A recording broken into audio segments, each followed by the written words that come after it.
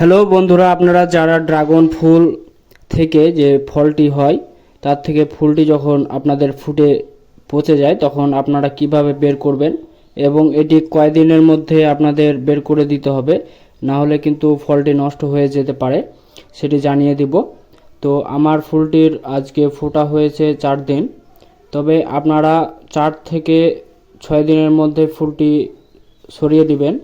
যদি ওয়েদারটা খুব ভালো থাকে, যেমন রৌদ্রযুক্ত যদি থাকে, ওয়েদারটা যদি খারাপ না হয়, বৃষ্টিযুক্ত না হয়, তাহলে আপনারা এটি না উঠালে হবে। তবে আমার রেকমেন্ডেশন হবে যে আপনারা সরিয়ে নেবেন, কারণ সরাতে তো তেমন কোনো কষ্ট হয় না।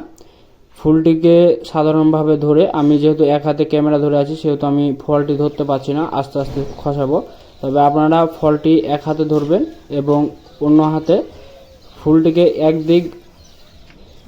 একদিকে নেকিয়ে দিবেন, তারপর একদিক ফেটে যাবে, তারপর অন্য দিক মানে এক পিঠ করে চাপ দিবেন, তাহলে কিন্তু খসে যাবে আস্তে আস্তে।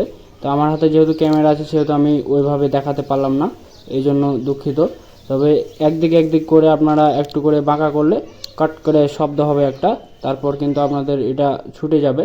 তারপর আপনারা আস্তে করে এটা টেনে দিবেন, তাহলে ওই যে গর্ভকেশরের যে নলটা সেটা বাদে সব কিছু কিন্তু বের হয়ে যাবে।